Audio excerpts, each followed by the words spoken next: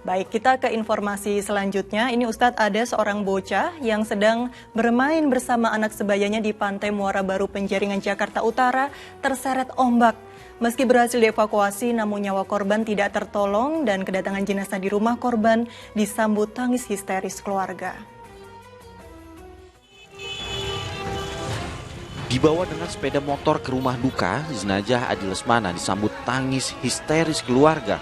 Bocah yang berusia 10 tahun ini sebelumnya terseret ombak di Pantai Mutiara Baru Sabtu pagi saat bermain dengan teman sebayanya.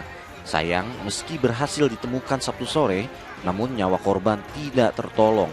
Orang tua korban menuturkan, korban bermain dengan 5 orang rekannya hingga terseret ombak.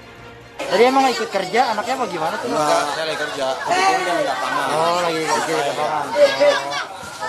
Anaknya umur berapa, Pak? 10 tahun. 10 tahun, masih sekolah gimana, Pak? SD. 4 SD. Setelah disemayamkan di rumah duka, korban kemudian dimakamkan di TPU Muara Baru, Jakarta Utara. Abdul Haris melaporkan dari Jakarta.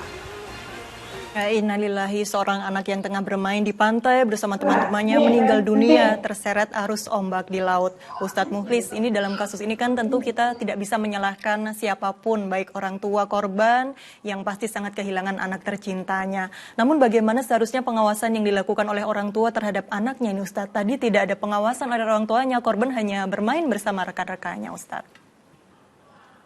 Ya, kita turut berduka cita ya atas wafatnya bocah tadi itu. Kalau dia itu belum masuk usia balik, insya Allah dia termasuk min ahlil jannah.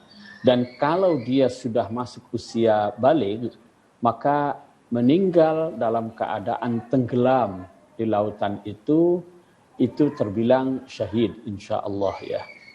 Kemudian yang kedua, yang perlu kita tekankan juga memang di sini betul ya, peran orang tua itu penting ya untuk mengawasi, melindungi anak-anak ya. Lebih-lebih sekarang ini kita dalam cuaca yang kali memburuk ya. Kita harus melindungi, menghindari anak-anak kita dari berbagai bentuk mudarat ya yang akan membahayakan anak-anak kita ya. Oleh karena itu saya kira dalam cuaca yang buruk ini, apalagi tinggal di dekat lautan itu, ya kita harus sering-sering mengikuti peringatan yang dikeluarkan oleh pemerintah, dalam hal ini BMKG, akan seperti apa nanti itu di lautan ya.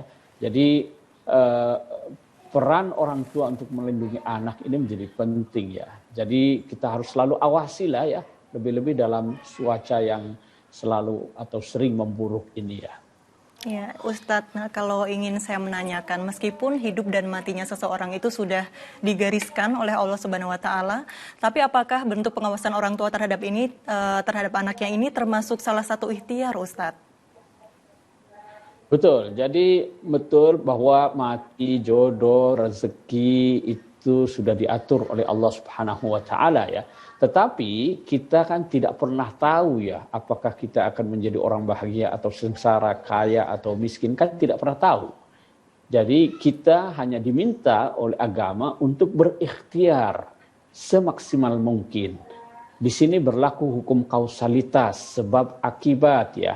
Kalau tidak ingin tergulung ombak, jangan dekat-dekat dari pantai atau lautan, apalagi dalam cuaca buruk ya. Itu adalah bagian dari ikhtiar yang melalui ya hukum sebab akibat itu. Masya Allah, bagaimanapun juga ikhtiar tetap harus dilakukan oleh manusia meskipun takdir sudah ada di tangan Allah Subhanahu wa Ta'ala.